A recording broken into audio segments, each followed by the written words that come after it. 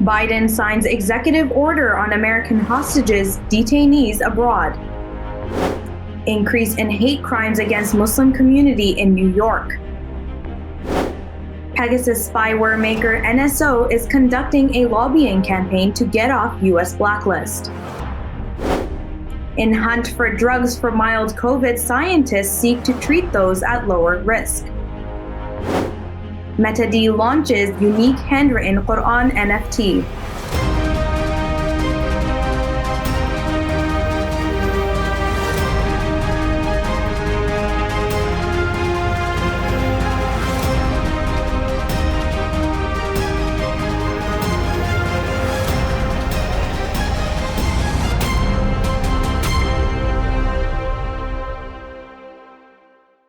From Toronto studios, this is the Muslim News on Muslim Network TV. Assalamu alaikum, I'm Saamiyah Syed.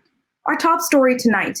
On Tuesday, U.S. President Joe Biden signed an executive order to do more to bring home American hostages and citizens wrongfully detained in other countries. It expands the tools available to deter and disrupt hostage-taking and wrongful detentions, the White House says. It is also meant to bring in new ways to punish terrorist organizations, criminal groups, and those that take American hostage for financial or other gains. As well, the Biden administration introduced a new D-risk indicator. This will inform American travelers of the risk of wrongful detention by a foreign government. That is in addition to the existing K indicator that covers the risk of kidnapping and hostage-taking by non-state actors, as well as other existing risk indicators. With record-shattering heat waves and devastating wildfires, President Joe Biden is considering declaring a national climate emergency this week. The White House is facing mounting pressure to take unilateral climate action. The Biden administration's agenda is stalled in the Senate, hampering U.S. efforts to rein in planet-warming carbon emissions as temperatures soar globally. Meanwhile, a senator with deep ties to the fossil fuel industry is obstructing much-needed renewable energy spending. Senator Joe Manchin, a West Virginia Democrat and coal profiteer, has received more money from the oil and gas industry than any other member of Congress this election cycle. Manchin reportedly told Democratic leaders in a closed-door meeting last week that he would not support any new green energy spending. More than 43% of Muslims between 10 and 18 years old reported experiencing or witnessing a hate crime in 2019 in New York. That's according to the results of a survey presented by the nonprofit Muslim Community Network. The group gathered on the steps of City Hall on Monday to present its findings. It also noted that more than 75% of Muslims surveyed reported witnessing a hate crime. Umar Diaby, Imam of the Muhammad Ali Islamic Center, shared a terrifying experience. A man yelled at him to go back to his country while Diaby was waiting for a subway train. He believes he was singled out because of his Islamic clothing. The mosque was among several locations across New York cities where volunteers with the Muslim Community Network visited to conduct surveys. Overall, they found hate crimes against Muslims are on the rise. Skyla Nelson, a student at East Hardy High School in Baker, West Virginia, is calling attention to racism at her school, local news station WJLA reported Tuesday. Nelson was investigating the use of the N-word by students there. That was when other students retaliated with greater displays of racism. The last week of school, students showed up for class flying the Confederate flag in the backs of their pickup trucks, according to new reports. Flags started popping up after Nelson exposed racist language and gave evidence to school officials. Nelson compiled evidence, pictures, videos, and witness statements from people in the school who said the N-word over 2 weeks. Other high school students who witnessed a racist slur on a desk and multiple uses of the N-word gave Nelson signed written complaints. The Secret Service provided a single text exchange to the Department of Homeland Security Inspector General, who had requested a month's worth of records. The DHS sought the records for 24 Secret Service personnel. That's according to a letter to the House Select Committee investigating the January 6, 2021 insurrection obtained by CNN. Inspector General Joseph Kufari accused the Secret Service of not retaining records needed for the investigation. Kufari already received an initial batch of paperwork that included hundreds of thousands of disclosures of agency documents, policies, radio communications, emails, briefings, and interviews. Details of text messages sent and received by 24 Secret Service personnel between December 7, 2020 and January 8, 2021 have not been previously reported. The letter does not identify who the 24 personnel are. AIPAC, the single most consequential political action committee involved, is ending the Democratic primary session with a bang this year. The American-Israel Political Affairs Committee, through its Super PAC United Democracy Project, is using heavy funding to influence the outcome in two particularly high-profile races. It is funding Haley Stevens over incumbent Andy Levin in Michigan's 11th congressional district. It is doing the same for Glenn Ivey over Donna Edwards in Maryland's 4th district. Stevens and Ivey are the more conservative candidates. Levin and Edwards are progressives. Already, the Super PAC has spent $6 million boosting Ivey and opposing Edwards. It is the most money the group has poured into any individual race this election cycle. Edwards, who has served a decade representing the 4th district as a Democrat, is a close ally and endorsee of the Democratic Party leadership. Israeli cybersecurity firm NSO Group, which is behind the Pegasus spyware, has been conducting a broad campaign to get off the U.S. government's blacklist. The cybersecurity firm has invested heavily in top lobbyists and law firms to lift restrictions on doing business in America. NSO is hopeful Israeli Prime Minister Yair Lapid will raise the issue with U.S. President Joe Biden when the two meet this week. Pegasus is a hacking tool that could be used to vacuum up a phone's contents remotely. It doesn't require the target to fall into a phishing trap by clicking on a deceptive link. The spyware can use the phone to remotely track and record its user. The Biden administration added NSO to a Commerce Department list of restricted companies last November. The move was prompted by a series of investigations revealing Pegasus had been used by foreign governments against journalists and human rights activists. One of the world's biggest public relations firm, the US-based Edelman, is seeking to solve Saudi Arabia's image problem. It has proposed a number of out-of-the-box ideas. One is the kingdom hosting an entire week of Trevor Noah's The Daily Show from different locations in the country. Others that have been floated include the kingdom holding a Golden Globes-like show or creating a partnership with a Coachella musical festival. Edelman also serves as a PR firm for Pakistani Nobel laureate Malala Yousafzai. The initiative is part of Edelman's larger attempt to help the Saudis market the kingdom as a new, modern-minded tourism and culture destination. That's according to a proposal made in Arabic and professionally translated for Politico. It shows the lengths to which the Saudis have been willing to go to cast off the pariah status that President Joe Biden and others gave to them. This was in the wake of the 2018 killing and dismemberment of Washington Post journalist Jamal Khashoggi. U.S. intelligence has said Saudi's Crown Prince Mohammed bin Salman approved the murder, which he denies. A story on researchers turning to drugs to treat mild COVID-19 illnesses is coming up, so stay tuned and we'll be right back after these messages.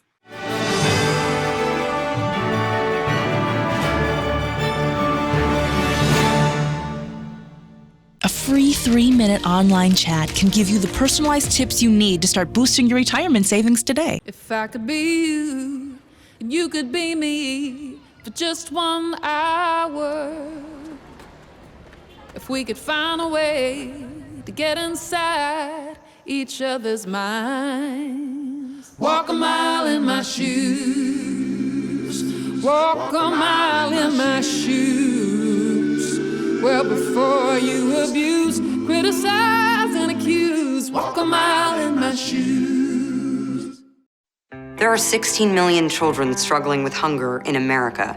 That's 1 in 5 daughters, sons, neighbors, and classmates who don't know where their next meal is coming from. Yet billions of pounds of good food go to waste every year. It's time we do something about it. Feeding America is a nationwide network of food banks that helps provide meals to millions of kids and families in need. Visit feedingamerica.org to help them feed even more. Together, we can solve hunger. Together, we're feeding America. Mr. Speaker, if I decide to wear a turban, or you decide to wear a cross, or he decides to wear a kippah or a skull cap, or she decides to wear a hijab or a burqa, does that mean that it is open season for right honourable members of this House to make derogatory and divisive remarks about our appearance? For those of us who from a young age have had to endure and face up to being called names such as Towelhead or Taliban, or coming from Bongo land, we can appreciate full well the hurt and pain felt by already vulnerable Muslim women when they are described as looking like bank robbers and letterboxes. So rather than hide behind sham and whitewash investigations, when will the Prime Minister finally apologise for his derogatory and racist remarks,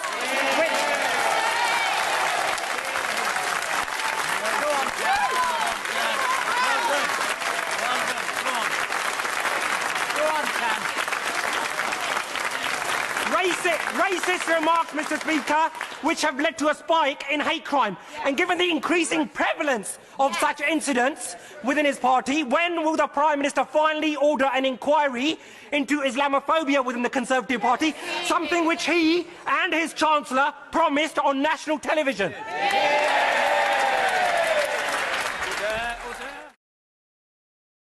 Despite the development of a COVID-19 vaccine, millions around the world will not have access. We need a vaccine that's free and available to everyone, everywhere. It's time for a people's vaccine. Assalamu alaikum!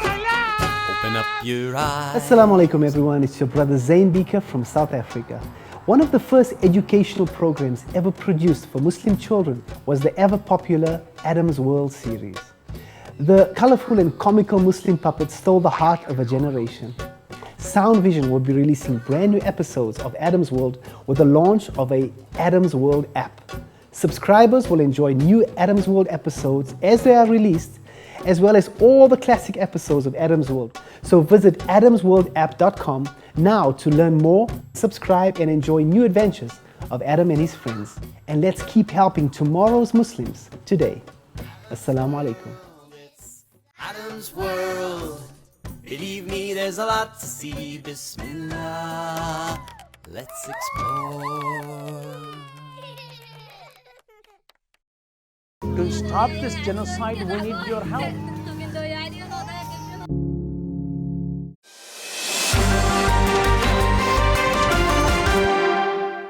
Welcome back. Some researchers are turning to drugs that could be used to treat mild COVID-19 illnesses, even in people not at high risk of severe disease. Ortola Mita is an infectious disease expert at a hospital in Barcelona, Spain. He says such drugs could fill a gap for moderate risk people who don't quite qualify for existing treatments. These could reduce the disruption to people's jobs and family lives, he suggests. Some researchers have shifted their focus away from severe disease due to political hurdles and recruitment issues.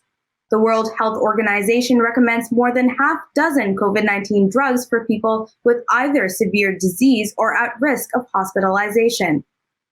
The WHO cautions against several drugs as treatments for mild illness. Russian authorities are drafting new legislation which could legalize and regulate Islamic banking. The legislation is being introduced across 4 Muslim-majority republics as part of a pilot scheme. These include Chechnya, Dagestan, Tatarstan, and Russian Bashkiria. Non-credit banking institutions would function as financing partnership organizations. These would offer Sharia-compliant financial products catering to Muslim customers, according to a report by a Russian daily. The report said the FPOs would be under the jurisdiction of Russia's central bank, which would oversee operations. Some countries in the Middle East and Asia have shown their interest in investing in Russian regions. Meanwhile, Russian state banks have been hit with Western-imposed sanctions in response to ongoing military operations in Ukraine. Economic crises and political instability in Sri Lanka seem to have reduced the intensity of Islamophobia. Experts say Islamophobia has been on the rise and become a convenient tool to target the Muslim community since the civil war in the country ended in 2009. Muslims constitute 9.7% of the total 21 million people population. Their communities have become targets of hardline Sinhala Buddhist groups over the last several years. Hafiz Nazir Ahmed is a lawmaker from the Eastern Province representing the Sri Lanka Muslim Congress.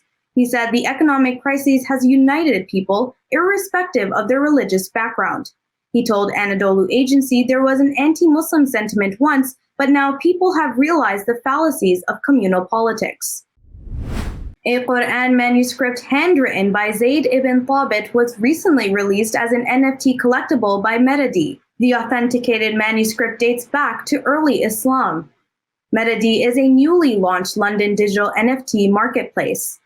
The handwritten Quran was authenticated and certified by the University of Oxford's Research Laboratory for Archaeology in the History of Art. It is currently being held by a custodian family in Geneva, Switzerland. The family has traveled through modern-day Syria, Medina, and Mecca over the centuries. It has protected and preserved some of the volumes signed by Zayd ibn Thabit, the personally appointed scribe of the Prophet Muhammad, peace be upon him.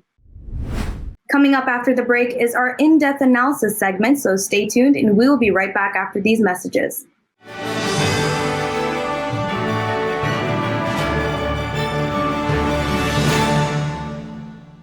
If I could be you, and you could be me for just 1 hour, walk a mile in my shoes, walk a mile in my shoes.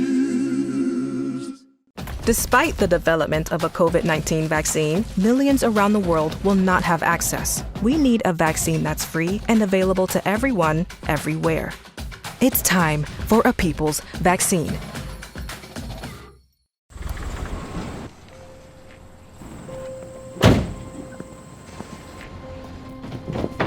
Dad, they took over my bedroom. Come on, come on. Okay, Dad. 1, 2, 3.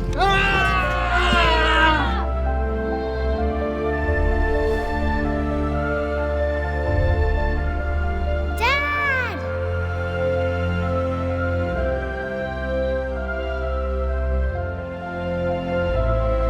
You saved me.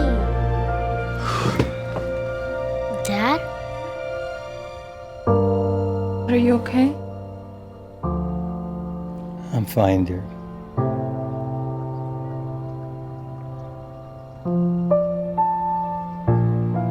Your hero needs you now, and AARP is here to help. Find the care guides you need at aarp.org/caregiving. We are Justice for All. Headquartered in the heart of downtown Chicago, Justice for All is a global humanitarian initiative dedicated to raising awareness for human rights concerns impacting vulnerable minority groups. Our diverse team of staff and volunteers, led by Imam Malik Mujahid, work tirelessly to help Justice for All achieve their goals.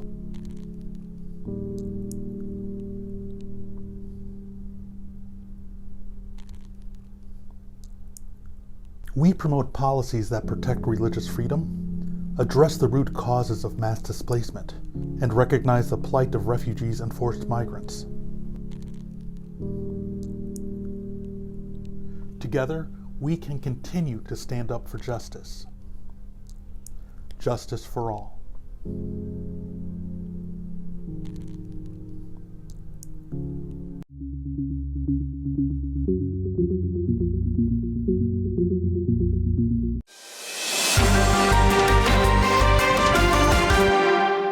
Welcome back.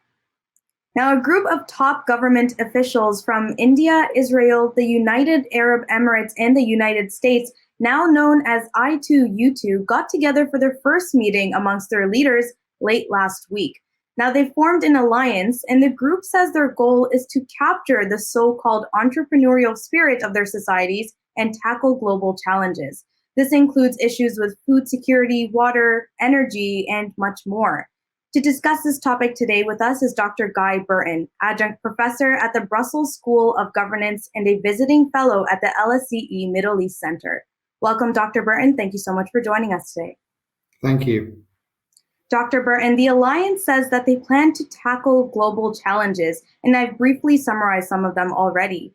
In what context is this alliance coming together? Well, this is the first time that the leaders themselves have met. The first time that the grouping came together was in autumn last year when the foreign ministers had their own virtual meeting. It's one of those things that sort of, there's a momentum that's been building, as you point out, in relation to sort of economic areas. But of course, this is also within a wider context of developments that are happening in the region. For example, the Abraham Accords, which have brought Israel and the United Arab Emirates together through their mutual and diplomatic recognition of each other. And of course, at a global level, there's certainly some interest from the Americans and the Indians to see this as a means of, containing China, although that is quite debatable whether the regional parties of Israel and the UAE would quite like to do that. Certainly, they have their own relationships with China, and they would not necessarily want to be forced to make a decision one way or the other. So really, these areas that they talked about last week are very much the areas that they can all mutually agree on. Now, alliances are usually built for mutual reasons, but as you said, there are also individual motivations. What was the motivation for the United States to join this alliance? Well, the United States has been struggling a little bit in the Middle East in recent years. There is certainly this perception, in my view, questionable, but this perception that the United States is not as committed to involvement in the region, not as committed to ensuring the security of its allies and partners from Israel through to the Gulf parties. So in this respect, this is seen as one element amongst many for the Americans to demonstrate that they're showing commitment and willingness. One of the things that we've seen is, the emergence in international relations of minilaterals over the last few years. These ideas of small groups of countries getting together to work on things of mutual interest. So it's not necessarily going to be the case that they've got these massive overarching strategies and goals, but what they do is they bring together small groups that have some convergence, some points of connection, and they start to work together. And I think the Americans have jumped on that. You've touched on this a little before, but tell me more about how this I2U2 group relates to President Joe Biden's containment strategy for China. Well, Joe Biden's containment strategy for China is actually something that isn't unique to his administration. Certainly that we already had rumblings and elements of this emerging, under the Trump administration. And even before that, Obama was talking about the so-called pivot from the Middle East to East Asia. And so there is this sense under successive administrations that the Americans seem to be less interested in the Middle East. So there is this fear in the region that the Americans leaving will mean that there's less security provided by them.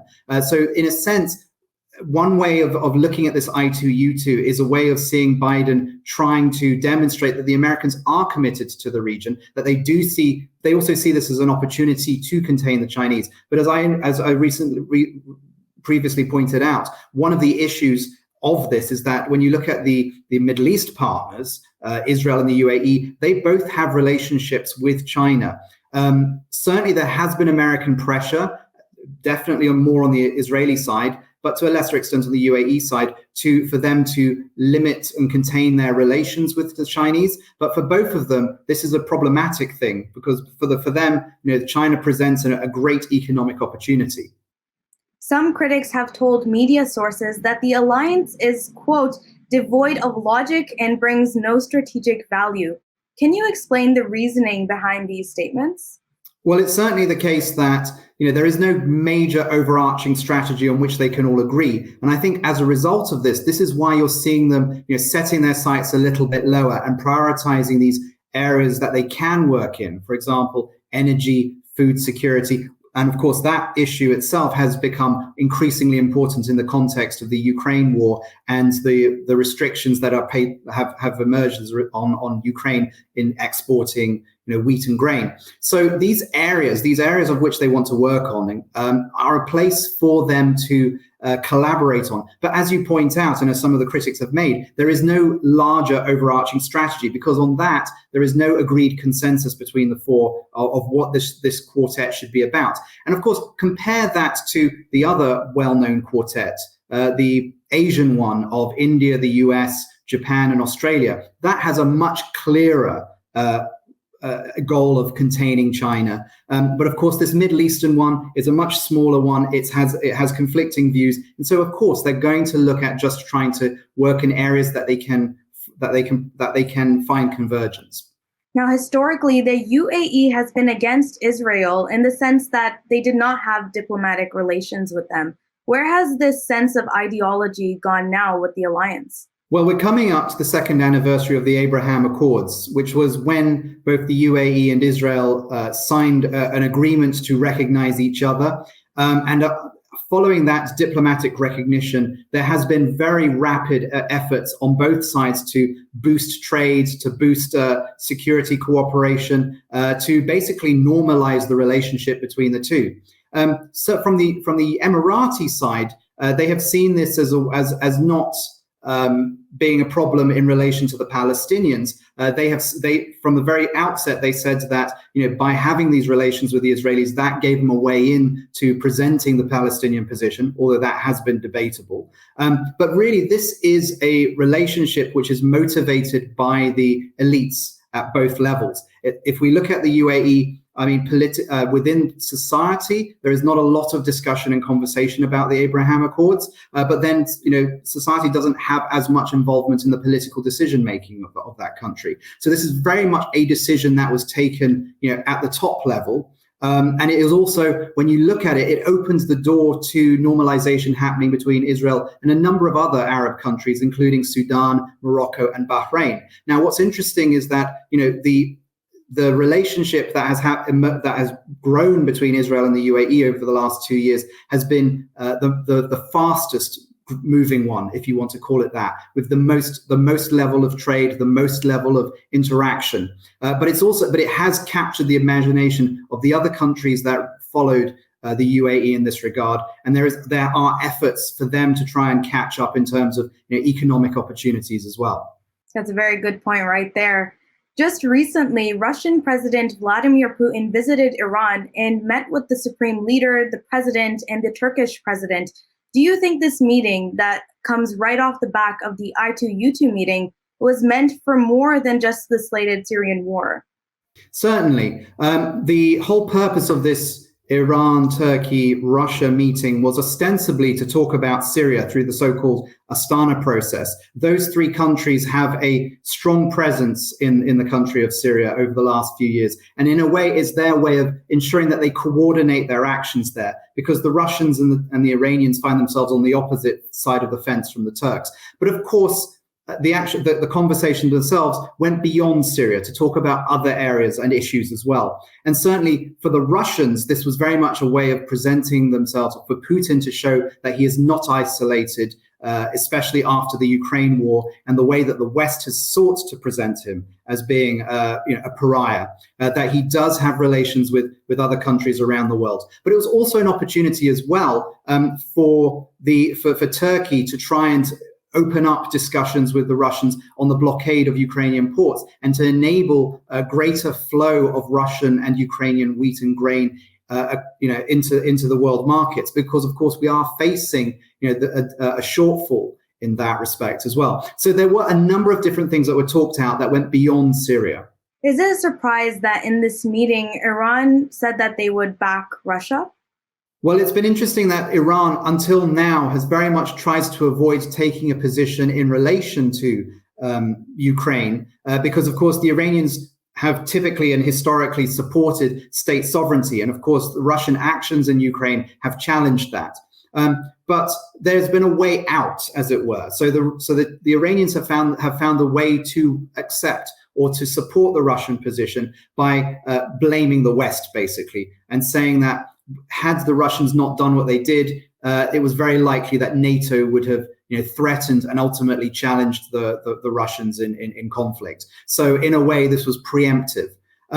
That said, it does raise a number of points that underlying all of this is the fact that the Iranians themselves, are in a difficult position economically, and also as a result of sanctions, especially in the fact that they have not rejoined the nuclear talks or the nuclear agreement that is currently being talked out between America, Iran, and a few other of the major powers.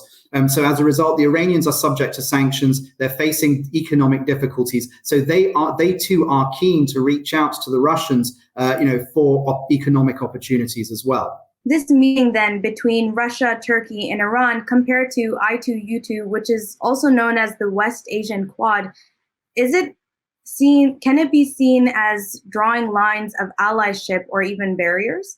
Well, I think certainly there is a sense from the Iranians and the Russians that the symbolic dimension of the meeting in Tehran this week was important for both of them. Both of them were keen to show that they are not isolated, that they're not pariahs, that they have opportunities, actually, that they also want to challenge the established world order and certainly the Western world system. On the other hand, it's not so clear that the I2U2 represents that as such. As you pointed out, a number of critics have highlighted that the lack of any clear grand strategy underlying that grouping. And it does include a number of actors, some of whom, like the United States and India, are very keen to make it a China containment grouping. And on the other hand, countries like the UAE and Israel that want to hedge. And I think this is actually one of the big challenging things about Middle East politics and probably global politics more generally. We are in a period of flux. We're in an international system which is increasingly multipolar. Yes, the United States is still the largest, most powerful actor in the world, but there are rising powers like the Chinese and the Russians and other European states, which, while further behind, also present additional poles. As a result, you have a lot of competition taking place and a lot of uncertainty in the international system at both the global and the regional level in the Middle East. And as a result, it's very common for state actors in such positions to avoid trying to, to align themselves with one party or another. What they do is hedge. Basically, they try to maintain good, friendly relations with all sides, because of course you don't know who's going to be top dog at the end of it all. Well, thank you so much for your time today, Dr. Burton. It was a pleasure speaking with you. Thank you very much for having me. That's all from our Toronto studios tonight. Thank you so much for tuning in. You can find previous episodes and more on our YouTube or Facebook. For more content, keep watching Muslim Network TV or visit muslimnetwork.tv. Assalamu alaikum and good night.